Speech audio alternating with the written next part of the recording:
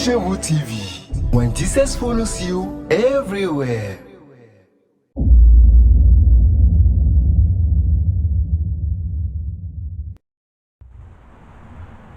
Il n'y a point de Dieu comme toi.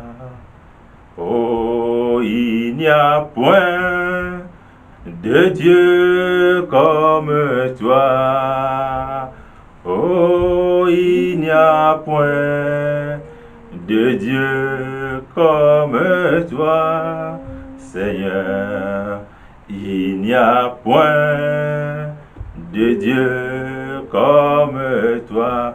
Moi je déclare, il n'y a point de Dieu comme toi. Oh là là là, il n'y a point de Dieu comme toi, Seigneur. Il n'y a point de Dieu comme toi, Seigneur.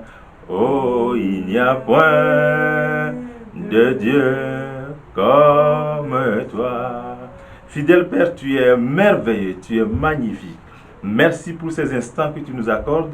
Merci pour ces moments de joie, de bonheur, de succès que tu accordes à quelqu'un aujourd'hui.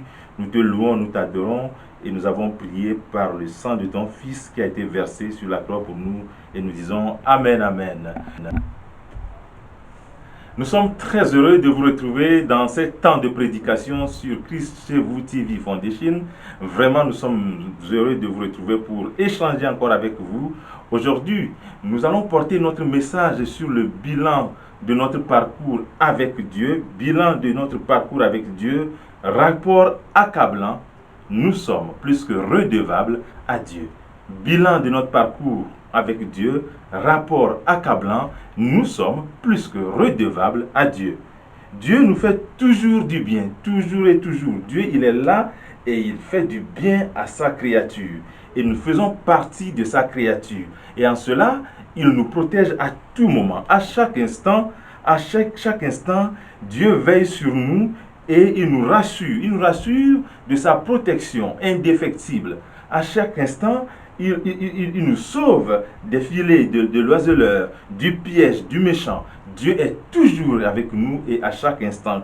Disons Seigneur merci parce qu'il est merveilleux. Nous allons encore chanter pour lui dire qu'il est merveilleux en disant oh mon Dieu, tu es bon.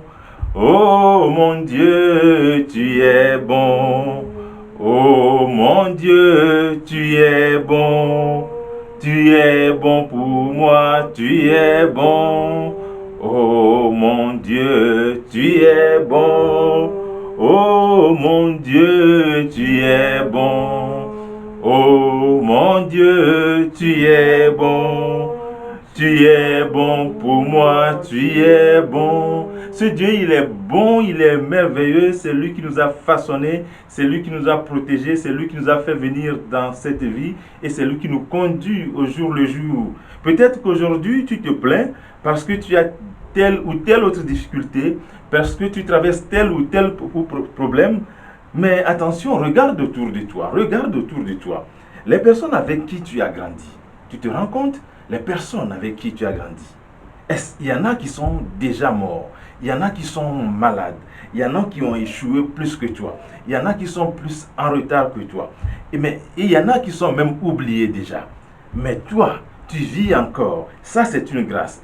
Et Dieu est à l'œuvre dans ta vie.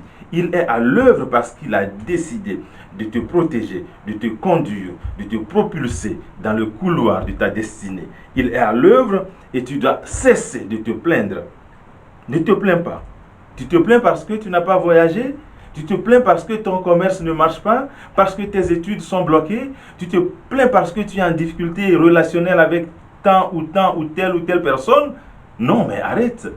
Fais le bilan de ton parcours avec Dieu. Faisons le bilan. Faisons le bilan ensemble du nombre de fois où Dieu t'a délivré des filets de l'oiseleur, du nombre de fois où Dieu il a défait le piège du méchant, du nombre de fois où il t'a sauvé de cet accident. Faisons le bilan de l'air même que tu respires et dis-moi, si tu dois te plaindre. Tu ne dois pas te plaindre. Tu te plains parce que ton foyer, tu es en difficulté au niveau de ton foyer, avec tes enfants, avec ton mari, avec tes parents, avec tes proches. Non, mais Dieu, il est au contrôle. Tu dois comprendre que tu dois arrêter de te plaindre et tu dois t'arrêter pour faire le bilan de tout ce que Dieu il te fait, de tout ce que Dieu il t'apporte. Vêtements, chaussures, mais nourriture, protection au quotidien. Dieu il est à l'œuvre et nous devons reconnaître cela. Nous devons arrêter de nous plaindre tout le temps. Plutôt, nous devons penser à ce rapport que je qualifie de rapport accablant. Accablant pourquoi? Parce que justement, quand on fait le point, Dieu a fait plus que ce que nous faisons. Dieu a donné plus que ce que nous donnons. Dieu a contrôlé plus que ce que nous apportons à la maison de l'Éternel. Nous devons arrêter donc de nous plaindre. Savez-vous, dans Ésaïe 41, verset 10, je vais lire précisément, il est écrit « Ne crains rien, car je suis avec toi. Ne promène pas des regards inquiets. Je te soutiens de ma droite triomphante. » Dieu nous demande de ne pas promener de regards inquiets. C'est-à-dire, nous ne devons pas nous morfondre sur notre cause, sur notre situation tout le temps. Nous ne devons pas tout le temps passer des moments à nous demander, enfin, pourquoi nous sommes encore en vie, qu'est-ce que Dieu nous apporte, qu'est-ce que l'humanité nous apporte. Mais l'humanité nous apporte tout ce dont nous avons besoin. Quelquefois, nous essayons de passer à côté de l'essentiel. Et donc, la Bible dit dans Ésaïe 41, au verset 10, « Ne crains rien, car je suis avec toi. » Ça veut dire que Dieu a pris le contrôle de toutes choses. Ça veut dire que Dieu est à l'œuvre et c'est lui qui défend ses enfants. C'est lui qui défend ses bien-aimés. Et puis, la Bible ajoute, « Ne promène pas des regards inquiets. » Voyez-vous, quand David dit, je lève les yeux vers les montagnes, je lève les yeux vers les montagnes, d'où me viendra le secours? Et il conclut, le secours me vient de l'Éternel. Amen. Le secours me vient de l'Éternel. Autrement dit, David a tenté de lever les yeux vers les montagnes. David, pendant qu'il était en brousse, pendant qu'il était en difficulté, pendant qu'il devait affronter le lion, pendant qu'il devait affronter l'ours qui venait dévorer ses moutons, certainement il a levé les yeux vers les montagnes. Il a cherché un secours. Il a crié au secours. Mais je vous rassure que certainement, dans ce contexte, ceux qui devaient venir à lui, ceux qui devaient venir à David pour lui apporter leur aide, pour lui apporter leur secours, ont dû fuir. Parce qu'ils ont entendu David crier « Au lion, attention à un ours, sauvez-moi » Mais il a levé les yeux vers les montagnes, mais il n'y avait pas eu de secours. Et il conclut « Le secours me vient de l'Éternel. » Parce que, ayant la foi en Dieu, ayant la foi en l'Éternel, qu'est-ce qu'il a fait? Il a avancé sur le lion, il a arrêté et il a tué le lion. Il a fendu la gueule, il a avancé sur l'ours, il a décapité. Ce n'était pas par sa force, mais c'était par la force de l'Éternel. Vous aussi, vous devez arrêter de promener des regards inquiets. Nous aussi, nous devons arrêter de promener des regards inquiets. Pourquoi? Parce que Dieu dit et conclut donc dans Ésaïe 41, verset 10, « Je te soutiens de ma droite triomphante. Je te soutiens de ma droite triomphante. » L'Éternel est donc notre secours. Il ne permet pas, et il ne va pas permettre que notre pied heurte quoi que ce soit. Parce qu'il ne sommeille point. Dans le psaume 121, verset 3, la Bible dit, « L'Éternel garde toujours notre départ, et l'Éternel garde notre arrivée, toujours et toujours. » Pendant que toi tu sommeilles, pendant que toi tu dors, pendant que toi tu ronfles, lui ne sommeille pas, lui ne dort pas. Lui plutôt il ordonne à ses anges gardiens de venir à ses côtés pour te servir, pour te protéger, pour te permettre d'être détendu dans ton sommeil. Il défait les filets de l'oiseleur et les plans de l'ennemi. Il combat fortement pour toi et pour moi. Dans Josué 1, verset 4 à 5, on peut lire précisément, il est écrit, « Vous aurez pour territoire », voici encore une promesse de Dieu, fantastique, « Vous aurez pour territoire, depuis le désert et le Liban, jusqu'au grand fleuve, le fleuve de l'Euphrate, tout le pays des Hétiens, et jusqu'à la grande mer, vers le soleil couchant. Nul, je précise, verset 5, c'est très important de suivre, nul ne tiendra devant toi tant que tu vivras. Vois-tu, la Bible dit, Dieu nous dit, nul ne tiendra devant toi, devant nous, tant que nous vivrons. Autrement dit, c'est une ferme assurance de la parole de Dieu qui vient nous dire, quelle que soit la difficulté, quelles que soient les circonstances, quelles que soient les difficultés, Dieu est de notre côté. Qui vient nous dire, je serai avec toi, je serai avec toi. J'ai été avec Moïse. Voyez-vous, Dieu a été avec Moïse. C'est lui qui a permis à Moïse de vivre dans le désert, de séjourner dans le désert, de revenir comme une réponse à son peuple, et donc de sauver son peuple, de sortir son peuple d'Israël. Donc je serai avec toi comme j'ai été avec Moïse. Comme j'ai été avec Moïse. Et il précise, et là c'est très important, je ne te délaisserai point, je ne t'abandonnerai point. Je ne te délaisserai point, je ne t'abandonnerai point. Il te protège sous ses ailes, et toi tu ne crains ni les terreurs de la nuit, ni la flèche qui vole le jour, ni quoi, ni la colère de l'ennemi. Psaume 91, versets 3 à 7. Ce que nous ne devons pas ignorer, et ça je vais insister là-dessus, ce que nous ne devons pas ignorer, c'est très important de comprendre ce passage, ce que nous ne devons pas ignorer justement, c'est que Dieu est à l'œuvre tous les jours pour nous faire du bien. Mais l'ennemi, lui, il est à l'œuvre tous les jours pour nous faire du mal. Dieu a toujours une bonne pensée, une pensée positive pour ses enfants. Mais l'ennemi, il a toujours une mauvaise pensée, une pensée qui est destructrice de ses enfants. Mais sans l'Éternel, qui nous protégera? Quand les méchants se dressent contre nous pour nous dévorer, pour dévorer notre chair, ils nous auraient exterminés. Ils nous auraient exterminés, éliminés, détruits, anéantis, si l'Éternel n'avait pas été de notre côté. Que quelqu'un dise à haute voix, sans l'Éternel, qui nous protégera? Encore une fois, sans l'Éternel, qui nous protégera? Dans Psaume 124, versets 1 à 5, qu'on peut lire encore, la Bible dit, c'est l'Éternel qui nous protège. C'est lui qui nous défend. C'est lui qui agit contre les attaques de l'ennemi. Mon frère, ma soeur, voilà tout ce que Dieu fait pour toi. Je viens de faire un bilan de ce que Dieu t'apporte. Un bilan de ce que Dieu sait faire, de ce que Dieu fait au quotidien dans ta vie. Je n'ai pas fait de bilan du matériel que tu possèdes, de l'argent que tu as. Je viens juste de faire le bilan de la protection, rien que de ça, de la santé dont tu jouis. Faisons le bilan. Et le bilan est accablant. Parce que quoi? Parce que justement, nous sommes redevables à Dieu. Nous sommes redevables à Dieu. Vois-tu? Parce que justement, quand vous vous limitez rien qu'à ce petit bilan de parcours avec Dieu, ça veut dire que Dieu il fait immensement des choses dans notre vie que nous ignorons, dont nous n'avons pas idée. Le souffle de vie que tu as encore, rien que ça, le souffle de vie, c'est quelque chose de très important. Il y en a qui veulent juste respirer, mais ils ne peuvent pas. Il y en a qui veulent juste voir, mais ils ne peuvent pas voir. Il y en a qui veulent juste marcher sur les deux pieds, mais ils ne peuvent pas marcher sur les deux pieds. Mais toi alors, pourquoi tu te plains? Vois-tu donc, le rapport t'accable. Nous sommes redevables à Dieu. Et en retour, qu'est-ce que nous pouvons faire à Dieu? Qu'est-ce que nous pouvons faire à Dieu? Il nous faut servir Dieu. Il nous faut lui rendre, si vous voulez, ce qu'on appelle lui renvoyer l'ascenseur. Et c'est de ça que je vais encore parler encore un moment. C'est de ça que nous allons parler. Nous avons fait le bilan. Lorsque Dieu t'a délivré, par exemple, des filets de l'oiseleur, qu'est-ce que toi, tu as apporté en retour? Lorsqu'il t'a délivré de la grogne du méchant, quel sacrifice de bonne odeur tu as apporté à Dieu?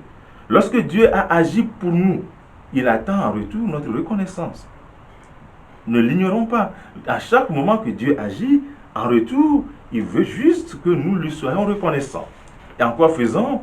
Il y a trois types de sacrifices, trois types de reconnaissance. Sinon deux principalement, à faire, à adresser à Dieu. Je vais m'appesantir sur 1 roi verset 8, 1 roi chapitre 8 verset 63, 1 roi chapitre 8 verset 63, où le roi Salomon immola plus de 22 000 bœufs. 1 roi 8 verset 63, je lis précisément de la version Louis II. Salomon immola 22 000 bœufs et 120 000 brebis pour le sacrifice d'action de grâce. Salomon immola 22 000 bœufs et 120 000 brebis pour le sacrifice d'action de grâce qu'il offrit à l'Éternel. Ainsi le roi et tous les enfants d'Israël firent la dédicace de la maison de l'Éternel. Ainsi le roi et tous les enfants d'Israël firent la dédicace de la maison de l'Éternel. Voyez-vous, il a immolé 22 000 bœufs. Prenons un exemple, un petit calcul entre nous. Un bœuf, je ne sais pas trop combien ça coûte dans votre région, dans votre pays. Mais à ce que je sache, pour un bœuf, il faut environ, ou à peu près, 500 €, 300 000 francs CFA. Et quand quelqu'un offre 22 000 bœufs, faisons le calcul. Ça veut dire que les gens ont compris, des gens comme Salomon avaient compris que quand Dieu agit dans notre vie, en retour, il nous faut faire des sacrifices. Qu'est-ce que toi tu offres à Dieu? Un poulet, 2, un mouton boiteux, une chèvre, poilue ou peu poilue. Qu'est-ce que tu offres à Dieu? Donc, il faut offrir des sacrifices d'action pour amener Dieu à être content. Parce que Dieu, il ne demande pas ton mouton, il ne demande pas ton argent, mais il veut juste que tu lui sois reconnaissant. Et c'est cette reconnaissance en termes de sacrifice, ici pour le point 1, sacrifice matériel. Salomon donne l'exemple des bœufs. Ailleurs, ça peut être de l'argent, ça peut être du matériel. Dieu veut juste que nous lui soyons reconnaissants en posant des actes sacrificiels. Sacrificiels, c'est-à-dire quelque chose qui nous a coûté ou qui nous coûte cher, qui nous coûte une partie de notre existence. Apprenons donc à faire des sacrifices. Qu'est-ce que toi tu sacrifies à Dieu? Il y a plusieurs sortes de sacrifices. Plusieurs. J'insisterai sur 2 comme j'ai dit. Les apports en termes d'offrande. Et j'ai donné l'exemple de Salomon. Offrande sacrificielle. Et la question qui t'est adressée tout à l'heure maintenant, c'est quelle offrande apportes-tu à la maison du trésor? C'est-à-dire à la maison de Dieu. Quelle offrande apportes-tu? Rien. Un mouton, 2, 10. Quelle offrande apportes-tu? Fais le calcul et compare-le au bilan de ce que Dieu fait dans ta vie. Tu comprendras que tu es redevable à Dieu.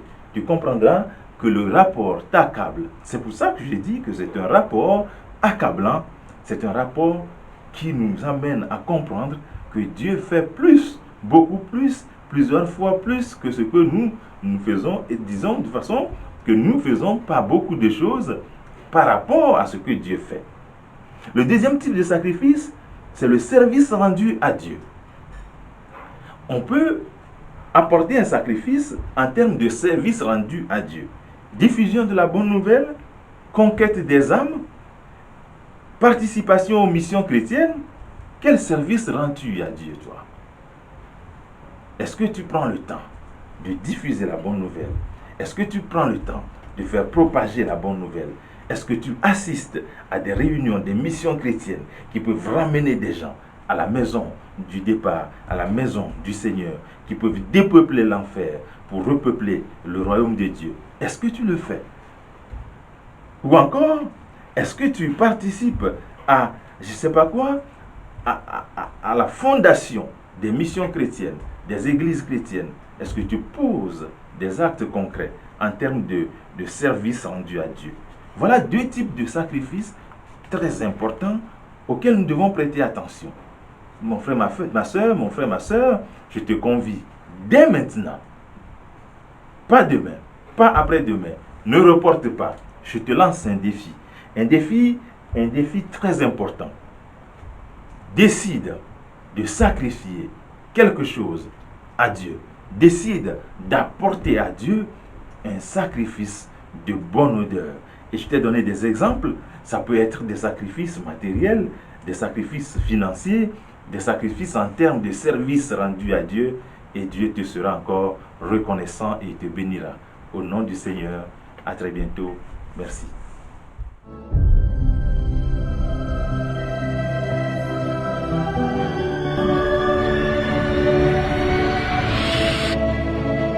Christ Chez vous TV. When Jesus follows you everywhere.